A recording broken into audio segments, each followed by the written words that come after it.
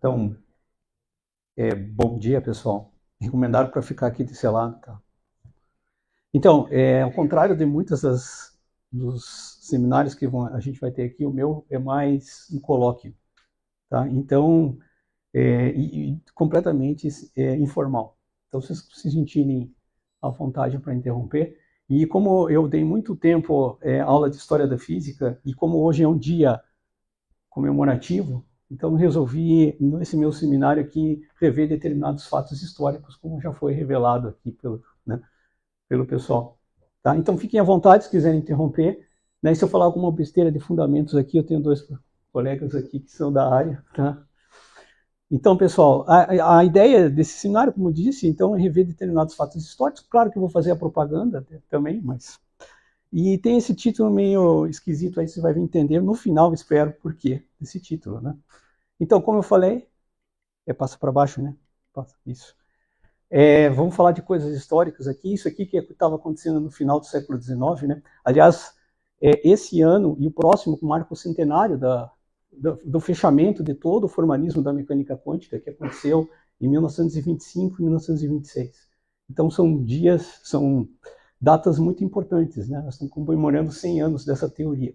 Então, isso aqui é a situação no final do século XIX, né? O Lord Kelvin vai dizer que tudo está resolvido na física, porque a física da época era composta de duas teorias básicas, uma que explicava a matéria, outra que explicava a energia. A que explicava a matéria é a teoria clássica de Newton, a energia, né, a teoria eletromagnética. E estava tudo resolvido, certo? A não ser por dois pequenos detalhes que envolviam interação entre energia e matéria, que nós vamos mostrar para depois aqui, né? E aí, menos de 40 anos depois, essa visão, né, determinística total, ela muda completamente, né? E aí você tem o que o Bohr fala aí, né? Que quem não se sentiu chocado com a mecânica quântica nunca não pode tê-la compreendido, né? O que levou, nesse curto intervalo de tempo, a uma mudança tão radical na visão que nós temos na natureza, né? Quais foram os fatos que levaram a isso? Claro, eu não vou mostrar todos, certo? Longe disso, aqui é rapidinho, 40 minutos, né? Mas vamos discutir algumas coisas, né? Que já tem spoiler aqui, né? Então lá, a gente tinha aqui, em 1900, a teoria eletromagnética clássica do Maxwell não consegue explicar, então a curva, essa curva, opa, já está indo rápido demais, não, volta, que essa curva aqui, da radiação de corpo negro, né? A gente tem aquela famosa catástrofe do ultravioleta, e aí num ato de desespero, né? Volta, o Planck vai propor a hipótese dos quanta, ou seja, que a troca entre energia e matéria acontece de forma descontínua em elementos de energia. E ele mesmo achava que isso era algo provisório e disse que foi um ato de desespero introduzir essa noção de que matéria e energia interagem de forma descontínua.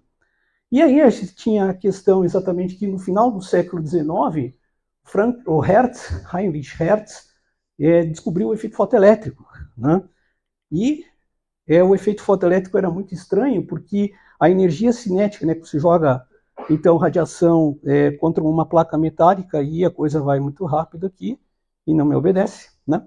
Quando você joga radiação aqui contra uma placa metálica, então a energia cinética dos elétrons ejetados só dependia da frequência, né? Não dependia da intensidade da radiação eletromagnética, era algo que é impossível você entender usando a física do eletromagnetismo clássico. E aí o Einstein vai, né, propor, em 1905, usando, basicamente inspirado pela ideia do Planck, né, ele vai propor a ideia de que o fóton, né, a energia eletromagnética, era composta, então, por pacotes chamados fótons, ele cunhou esse termo, com energia Hν. A energia é um H, constante Planck, vezes a frequência. E por essa ideia, né, que isso aqui, basicamente, ele conseguiu explicar por que você tinha energia cinética desses elétrons unicamente dependente da frequência da radiação incidente, usando uma equaçãozinha de menos, né, e vai ganhar um prêmio Nobel depois por causa disso, tá? Bom, e aí vem essa hipótese do de Broglie, certo? Olhando a simetria que você tem na natureza, pomba, né, se de fato o que a gente pensava antes que era onda, que é a questão da luz, né, pode se comportar como partículas, Porque as partículas também não podem se comportar como ondas. O de Broglie, ele era um cara que vinha da nobreza francesa, né, durante a Primeira Guerra Mundial. Não sei se você sabe, curiosidade, tá, pessoal? Ele trabalhou no topo da Torre Eiffel como telegrafista, coisa do gênero. Ele vai propor na sua tese de doutorado, então, que a matéria também pode se comportar como onda, né? E o comprimento de onda dessa onda é a constante de Planck dividido pelo momento da partícula. O orientador dele vai ver isso, Paul Langevin, vai achar uma bobagem, certo? Vai quase que proibir ele de defender a tese, mas ele teve um padrinho famoso, né? O Einstein leu a tese dele. E através da influência do Einstein, ele conseguiu publicar essa ideia, certo?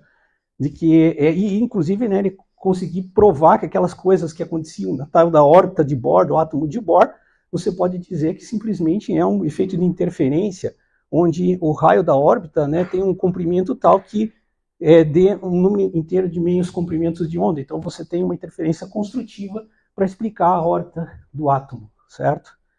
Pois bem, um cara, né, em Zurique, na Suíça, né, leu isso daí, tá? Ele participava de colóquios. Em Zurique você tem duas universidades, a Unizuri, a Universidade de Zurique, e o Instituto Politécnico de Zurique, a ETH.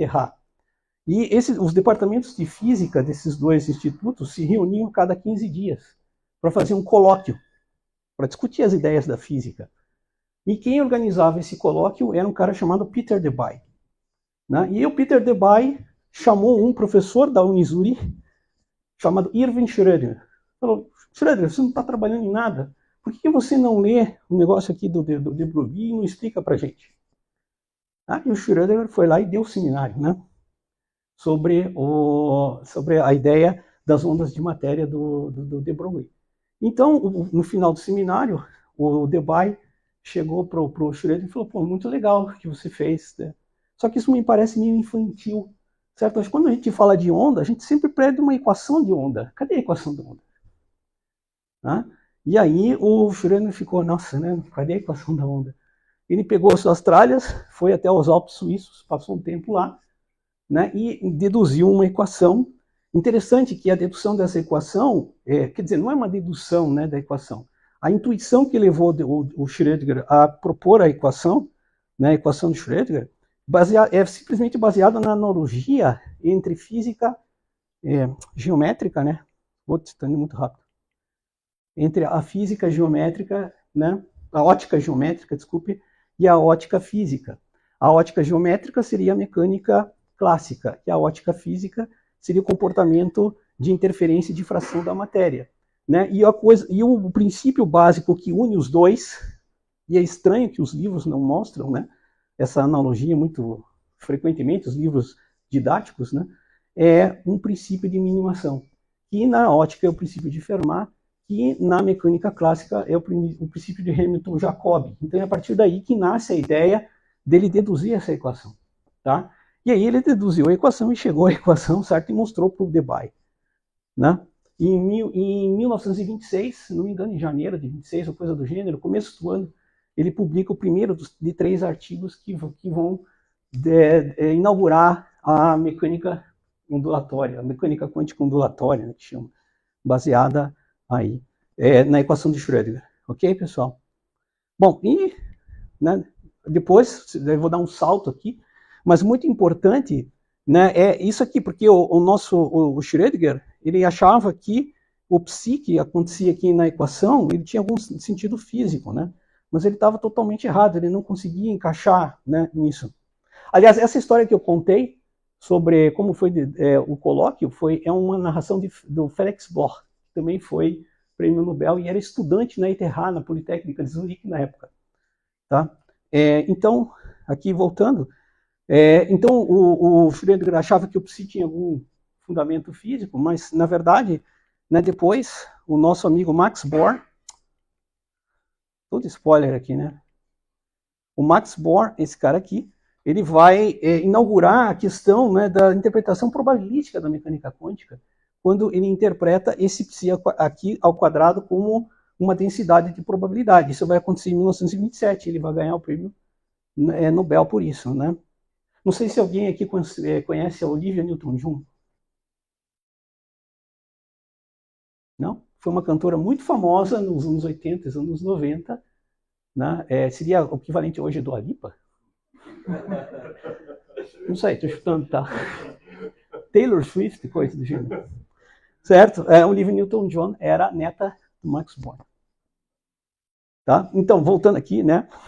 Depois nós temos o princípio de determinação de Heisenberg, né? A impossibilidade de você medir simultaneamente, né, posição e momento da partícula. É uma questão central, fundamental da mecânica quântica. E finalmente, né, aqui, só que antes, né, aqui não está na cronologia das descobertas, o princípio de exclusão de Pauli, certo? Por que eu coloquei esses dois aqui? Porque a partir exatamente disso, né, da equação de Schrödinger, nós conseguimos entender a estrutura íntima da matéria, né? Mas é interessante, né, que toda, né, essa questão de toda essa estranheza aqui da mecânica quântica, né, muitos falam que, e esse cara aqui dizia muito claramente isso, né, no livro dele, lá o Qued, né, que toda essa estranheza aqui da mecânica quântica vai acontecer exatamente, você consegue ver no próprio, né, experimento de dupla fenda. Esse experimento de dupla fenda originalmente foi feito em 1800 por um cara chamado Thomas Young, numa época que se debatia a natureza corpuscular ou ondulatória da luz. Né? Com esse experimento aqui, ele conseguiu mostrar a interferência, né? A diferença de caminho óptico aqui entre os raios que saem das duplas fendas vai produzir diferenças de fase, interferências construtivas ou destrutivas, ou você tem franjas de interferência. Então ficou clara a natureza ondulatória da luz. Aí acontece tudo aquilo que eu já narrei para vocês, né, que desafiou essa ideia, e você meio que, né, principalmente o efeito fotoelétrico do Einstein, né, ali, a ideia do fóton do Einstein, e você começa a ter uma natureza corpuscular, né, aquela ideia ou é onda ou é partícula e coisa do gênero. Né?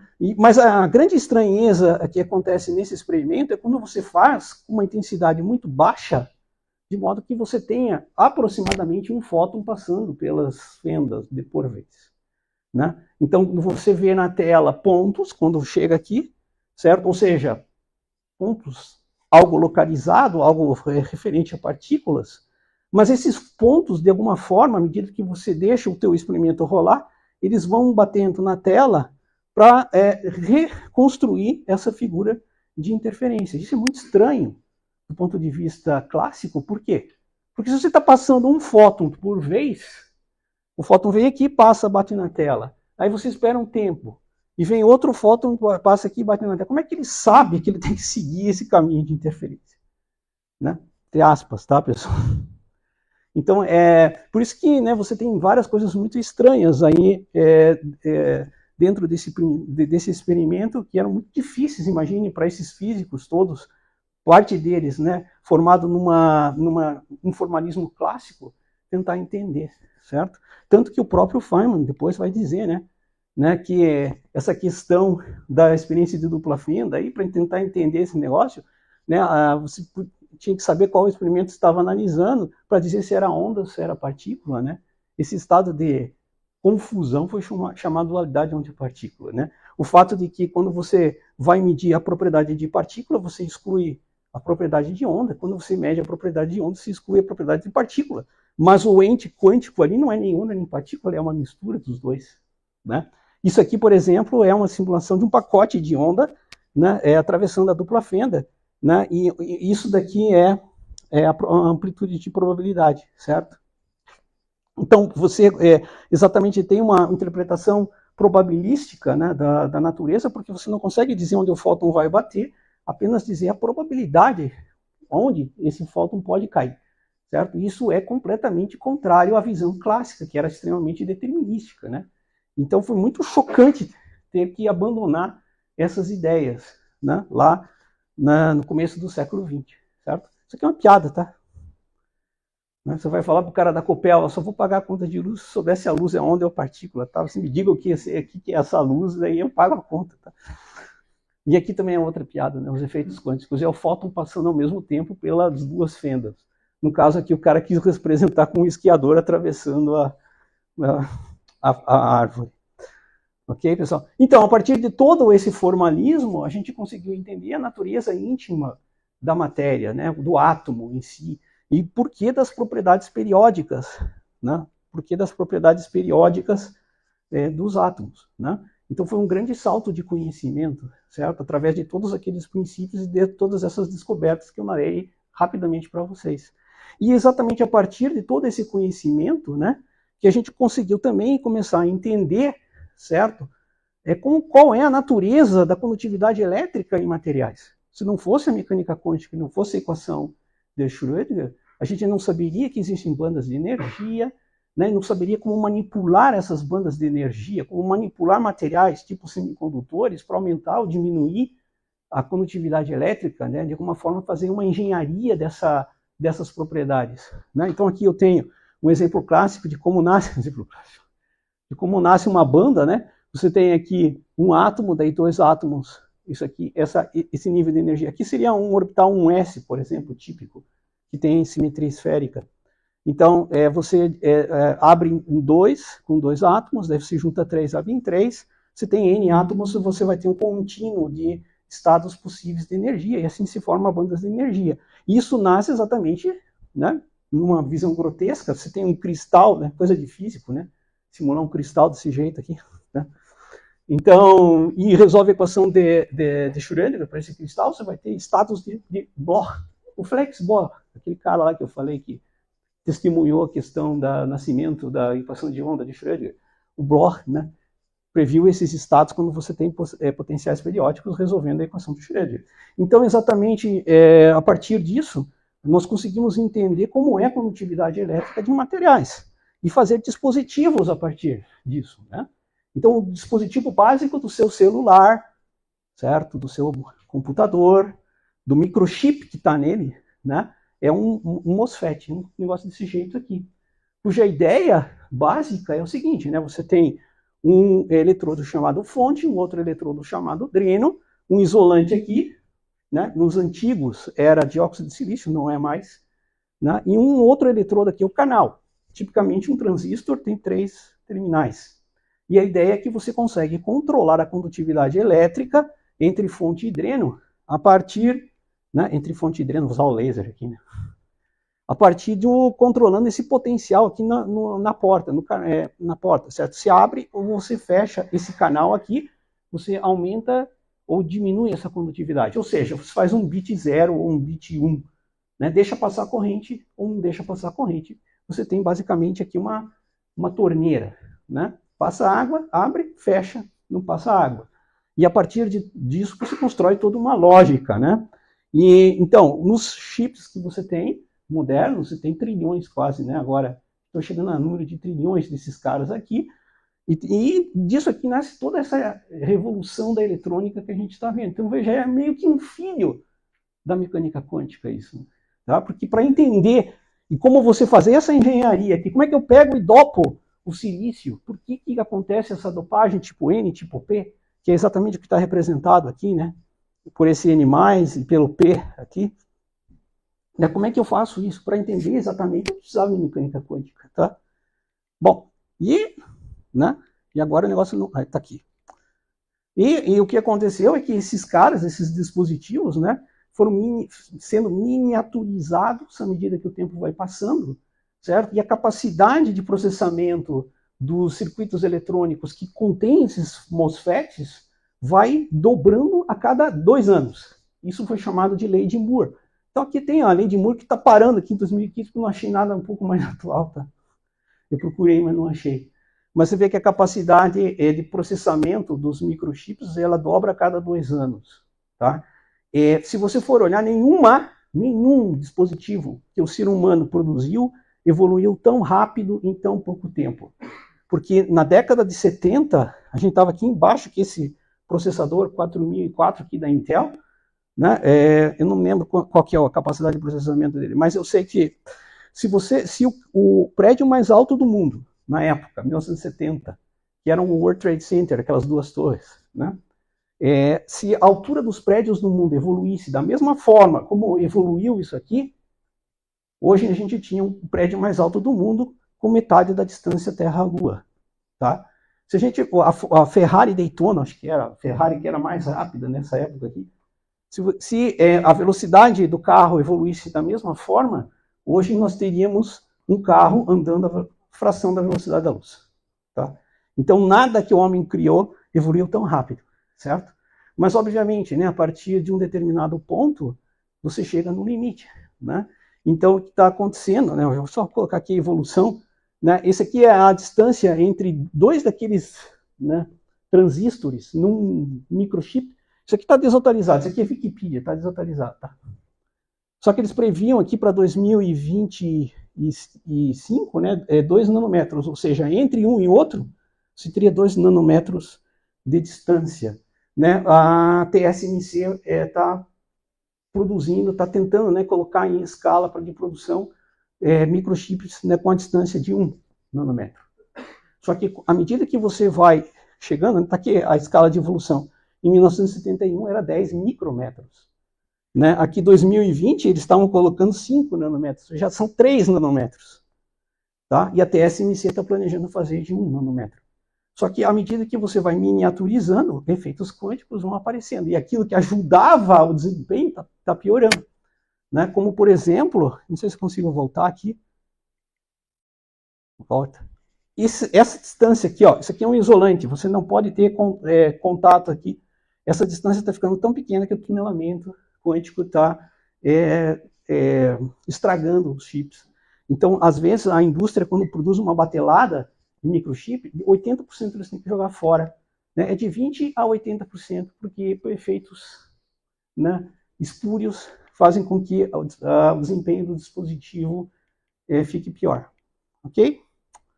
Então é isso, né, pessoal? E agora, né? Eu não vou entrar em detalhes, nós teremos pessoas especializadas, eu não sou da área, né, falando da computação quântica, né, onde você vai misturar o gato vivo e o gato morto, certo? Para produzir computação, ok? Mas vamos para frente, não vamos falar muito disso aqui, não.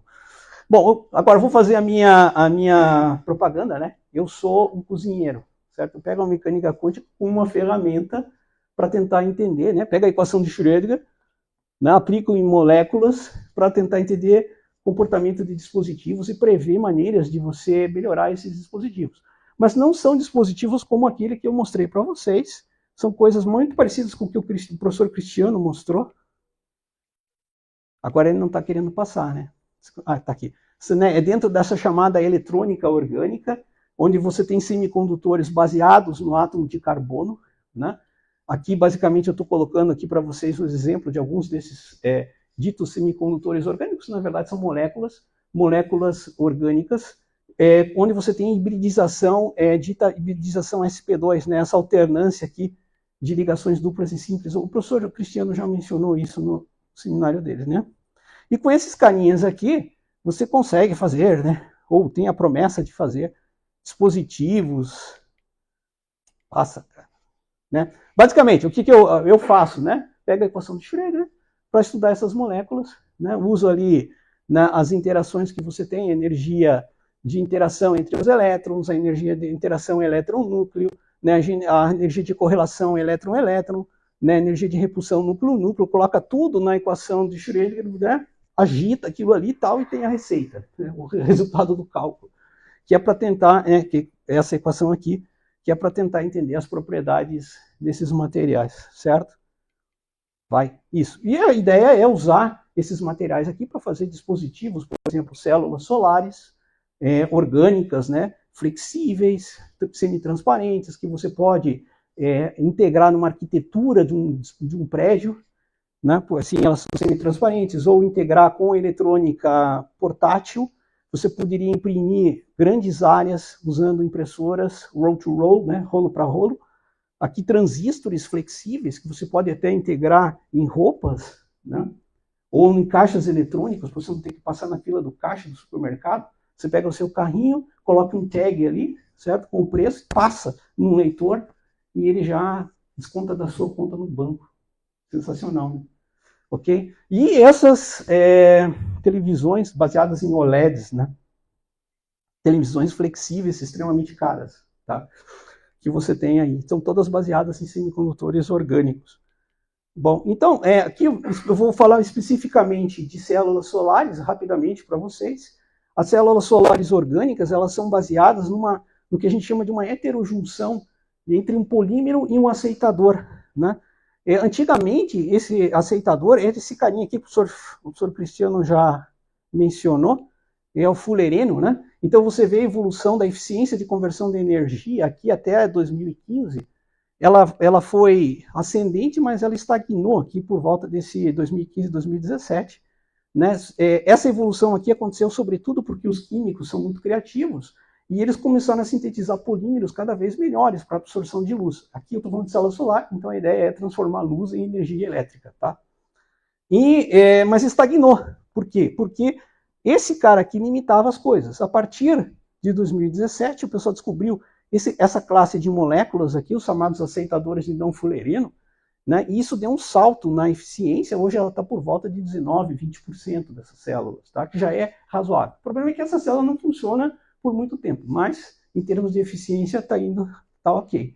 Certo? Justamente você precisa dessa heterojunção, porque quando você excita esse material, você gera um para-elétron-buraco, que a gente chama, um exciton, que é um para-elétron-buraco ligado por uma energia eletrostática colombiana, né? E essa energia de ligação é muito alta. Então, a heterojunção serve para dissociar esse exciton.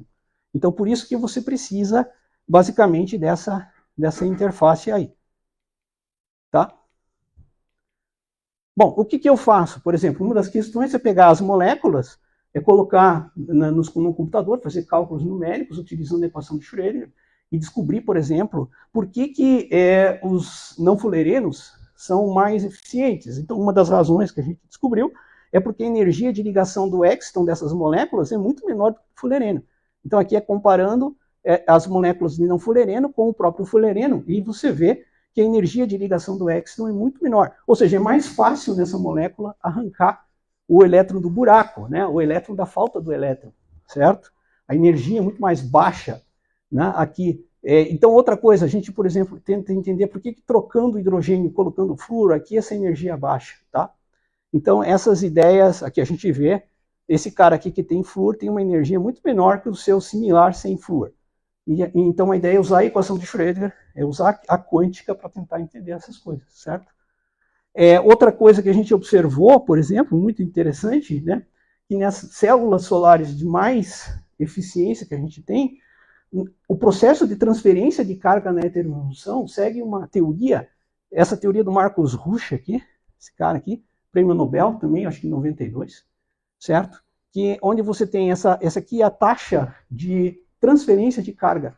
E é interessante que essa taxa de transferência de carga, ela tem um regime chamado regime de Marcos inverso, que é esse regime aqui, ó, né? Onde, imagine que você tem um elétron aqui e você quer jogar esse elétron daqui para cá.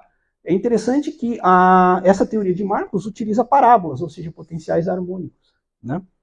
E a ideia é o seguinte, à medida que você diminui essa energia, a tendência que você teria, intuitiva, é que essa transferência fosse cada vez mais rápida. Mas, no entanto, o Marcos previu que à medida que você aumenta muito essa energia e passa essa outra energia aqui chamada energia de reorganização, né, basicamente é a energia que a molécula gasta para se reorganizar quando ela recebe uma carga. O que acontece é que à medida que você aumenta essa distância, essa energia de ativação aumenta e a taxa cai. Então, você tem parábolas cada vez mais baixas, mas no regime inverso, a taxa diminui. É contraintuitivo. Né? E a gente descobriu que na célula solar orgânica é importante você ter o regime de Marcos inverso, para evitar a recombinação. Tá? Outra coisa que a gente observou, que entre as moléculas de não fullereno é extremamente importante você ter, para melhorar a difusão do exciton, um efeito de ressonância chamado efeito Foster, onde, né, você tem a molécula emitindo, né, luz e a outra molécula recebendo e absorvendo essa luz e se excitando. Né? Isso permite que você tenha uma transferência do exciton, uma difusão, por uma distância muito grande. Né? E esse tipo de transferência de energia é chamada transferência Foster. Né? Ela é muito longa. Inclusive, a gente colocou na internet aqui um pequeno aplicativo em que você consegue, colocando dados, né, calcular a taxa de Foster, que é a taxa de transferência de energia. Então, as células solares orgânicas que funcionam melhor têm regime de Marcos inverso e tem transferência de Foster. Aonde você encontra isso? Na natureza, né? Se você vai olhar o processo de fotossíntese, certo? Aqui você tem as moléculas de clorofila que absorvem a luz. Então, elas transferem, certo, a energia da luz absorvida, do fóton, através de ressonância Foster. Né? Inclusive, há pessoas que dizem que a própria ressonância Foster, porque a ressonância Foster tem uma característica de transferência que vai com 1 sobre R na sexta, que a própria geometria dos órgãos das células das plantas, que aqui é uma bactéria, tá, que fazem fotossíntese, elas foram moldadas pela natureza para maximizar a taxa de transferência Foster. Né? Então, aqui, elas funcionam como antenas, ela absorve luz, ela vai transferindo a energia aqui até esse centro aqui, onde é chamado centro de reação. E nesse centro de reação acontece transferência de carga. Transferência de energia e transferência de carga, certo? A transferência de carga entre os centros reativos. E o que é interessante, pessoal, o pessoal mediu essa transferência de carga e viu que a taxa segue exatamente uma parábola muito parecida com isso aqui, que é dada pela teoria de Marcos. Tá? Então, a natureza usa essas coisas. Tá? Outra coisa que a gente está observando muito nas nossas... já está em cima, não? Só? Nossa. O efeito do tripleto, né? Estados singleto e estados tripletos. O tripleto ele é muito ruim para dispositivos optoeletrônicos orgânicos, porque ele forma um canal de recombinação. Ele tem energia menor que o singleto, né? E ele forma um canal de recombinação. Né? Você sabe, por exemplo, um OLED. O que é um OLED, pessoal? Esse que tem na face, que é caro pra caramba, essas televisões. Você injeta a carga dos dois lados. Essa carga se encontra, é o elétron e o buraco, o elétron e a falta dele. Forma um exciton, só que como você tem spins aleatórios sendo injetados no teu material, a quântica atua. E a quântica diz que para cada 10 caras que você injeta, né, você vai ter 75% tripleto e só 25% singleto. Então você está jogando energia lá e o tripleto, o que acontece? Quando ele recombina, ele gera calor, não serve para nada. Você quer gerar luz no OLED. Você quer ver a tela de TV, certo? Não quer que ela esquente. Né? Então isso limita muito, né, a eficiência do dispositivo. Né? Na célula solar orgânica, o tripleto também forma um estado aqui embaixo nas NFAs que ajuda a recombinação de carga. Então ele forma um canal de recombinação. Então, mas numa célula solar eu quero dissociar o exciton e gerar carga, eu não quero que ela recombine. Né? Então, existe muita ideia aqui, né, da gente estudar esses estados tripletos nesse tipo de material. Né? A gente vem estudando eles com frequência. Aqui, por exemplo, nós vimos que à medida que você troca na ponta da molécula, certo? Troca o hidrogênio para o flúor, para o cloro, você tem uma tendência de diminuir o gap, né, a diferença de energia entre singleto e tripleto, para minimizar perdas. E a gente, né, estudou também muito a interação spin-órbita, que é aquela interação em que você tem um singleto, né, e esse singleto interage com o campo magnético, o spin do elétron, vamos dizer assim, interage com o campo magnético, né, criado pela própria órbita do elétron, e gera um torque que faz o spin fleet, ele vira de tripleto para singleto, de singleto para tripleto, chamada cruzamento intersistemas. Tá? A gente vem estudando isso, né? A gente usou a teoria de Marcos para estudar o cruzamento intersistema nessa molécula aqui, que é uma molécula muito utilizada em célula solar orgânica. A gente pegou a teoria do Marcos, aplicou a teoria do Marcos e viu que ela não consegue explicar os quantum yields, né? O rendimento quântico de formação de tripletos nessas moléculas. E a gente teve ideia, né, de ver o que acontece quando a gente gira esse ângulo aqui, né? E quando a gente viu que o ângulo gira, certo? Tripleto e singleto, eles se cruzam aqui em algum ponto. Então nós desenvolvemos uma teoria, tá? Outra teoria, porque a teoria do Marcos aqui não vai funcionar, porque isso aqui já não é mais parabólico, né? Daqui para cá, ó, porque é nesse ponto, quando você gira, esse aqui é o ângulo, tá? De giro da molécula, e aí, nessa teoria, né, abrangeu rapidamente aqui, o professor Fabiano vai falar à tarde, né, um quantum walk, né, e a molécula fica vibrando entre esse ponto aqui e o ponto de cruzamento, ela fica vibrando, então a gente representou essa vibração através de uma caminhada quântica entre dois pontos, né, e com isso a gente conseguiu tirar as taxas de cruzamento intersistemas que bateu com os dados experimentais. Né? E ainda a gente tem, hoje em dia, moléculas muito estranhas, né, que não seguem essa regra em física molecular, né, eles chamam de a regra de Hund para moléculas. É a regra do Inter 2 para moléculas. Né? O que é por que Inter 2? Curitibano, quando entra no Inter 2, ele não vai no banco, né, que tem outra pessoa, ele vai no banco vazio. Então, é assim que acontece também com os spins dos elétrons, né, com a ocupação eletrônica. E essas moléculas aqui, elas violam essa regra de Hund devido a efeitos que ainda são pouco entendidos de correlação eletrônica. É uma briga entre a interação de troca e interação de correlação. A interação de troca, ela minimiza o estado tripleto, mas ela não estabiliza o singleto, ou seja, faz o singleto ser baixo. Então, para o singleto ser baixo e você inverter o gap, fazer com que singleto tenha energia menor que tripleto, você tem que ter correlação eletrônica. Né? Então, ou seja, que elétrons que estão lá no fundo, de repente, passeiam para cima ali, em estados desocupados, e isso estabiliza o singleto. Tá? Então, a gente propôs aí modificações nas NFAs, tá? Que utilizam essa ideia de inversão de gap. A gente não conseguiu calcular uma NFA com inversão de gap, porque provavelmente a teoria que a gente usa ela é inadequada. Tá? Para você usar a teoria mais adequada, porque de maneira mais precisa, olhe correlação eletrônica, ela é uma teoria muito pesada. E essas moléculas são muito grandes, então não há computador no mundo que consiga fazer essas contas. Tá? O que a gente utilizou é um DFT com dupla excitação, e a gente conseguiu ver que, de fato, existem gaps muito pequenos, né, que inclusive se tocam aqui, mas nunca um gap negativo, que a gente chama. Tá? E aí, na natureza, pessoal, né, estados tripletos, por exemplo, é pensado que eles são utilizados por pássaros para geolocalização. Né? O pássaro consegue enxergar, né, o campo magnético da Terra através de produção de tripletos ou singletos, naquilo que a gente chama de um par radical. Certo? São duas moléculas com elétrons desemparelhados, né, e que vão formar um estado singleto e um estado tripleto. Isso aqui é muito pouco entendido ainda, tá? Mas, né, pensa-se que estados tripletos estão envolvidos na geolocalização dos pássaros. Bom, eu já estou com o tempo muito em cima da hora aqui, né? Eu só ia fazer uma brincadeira com a Mary Wollstonecraft, que na verdade é a Mary Shelley, né?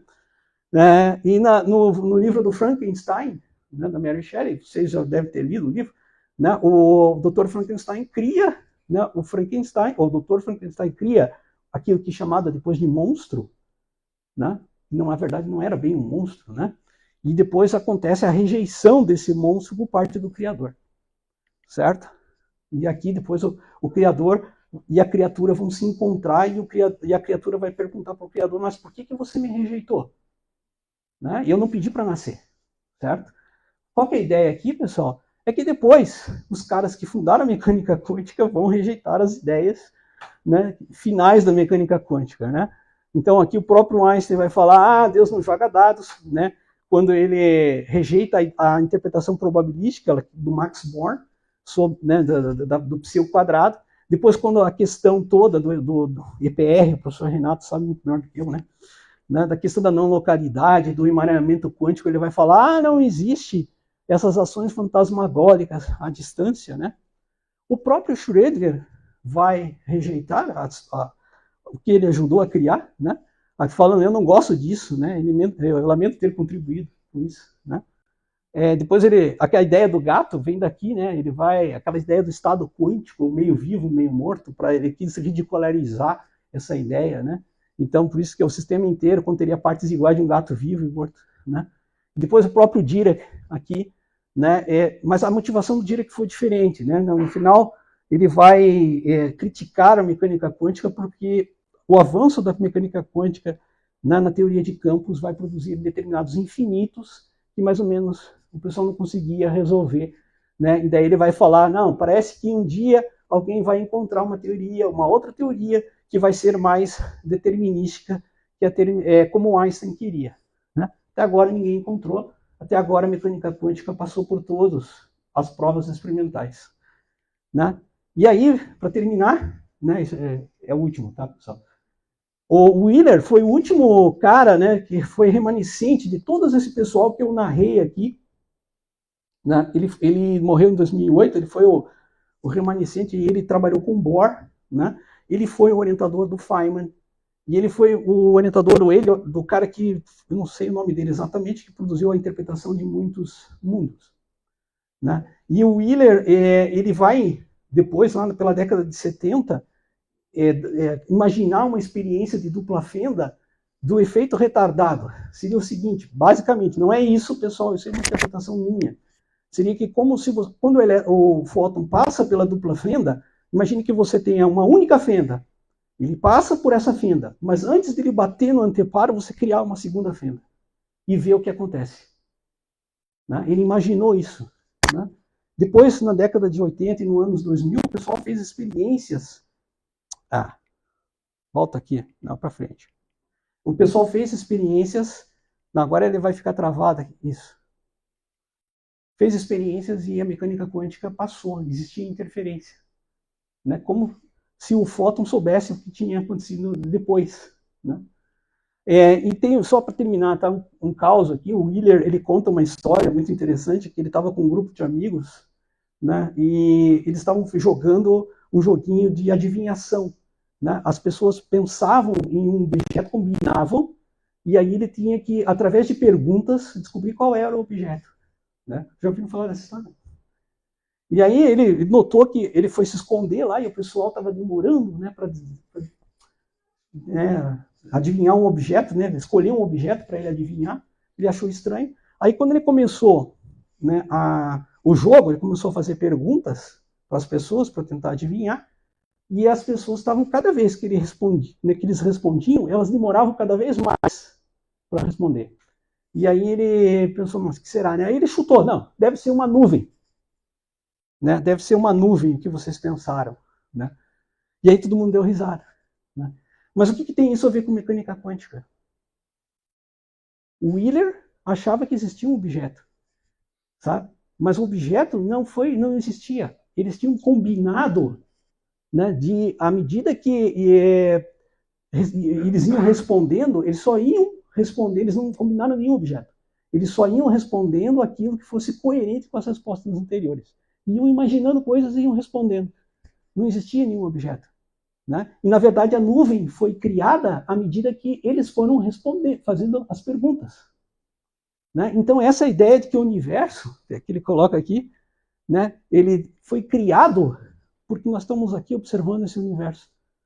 Né? Bilhões de anos depois, existem seres conscientes que estão observando esse universo e dando forma a essa criação. Né? Isso é uma ideia muito estranha. Né? Ele coloca essa ideia do universo autoconsciente, vamos dizer assim. Né?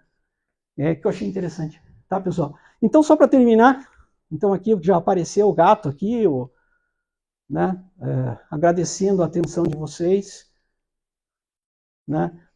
Aqui algo que o Bob Dylan disse, né? Você sabe que algo está acontecendo, mas você não sabe o que é, né? E que esse astrônomo Martin Hintz, baseado nas ideias do Wheeler foi o cara que cunhou o termo buraco negro, tá? Só para no princípio havia apenas probabilidades, o universo podia vir a existir apenas se alguém observasse. Né? Não importa que os observadores tenham surgido vários bilhões de anos depois. O universo existe porque somos conscientes dele. Então, isso tem uma ideia, né? A ideia é que, no fundo, nós, quando fazemos perguntas sobre o universo e procuramos respostas sobre essas perguntas, nós estamos sendo parte da criação, nós estamos criando o universo em si. Né? Uma ideia muito interessante, filosófica aí. Ok, pessoal? Muito obrigado pela atenção. Tá?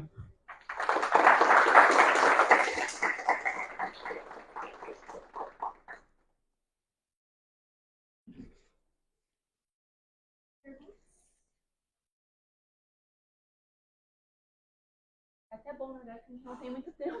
Eu estourei aqui, ó.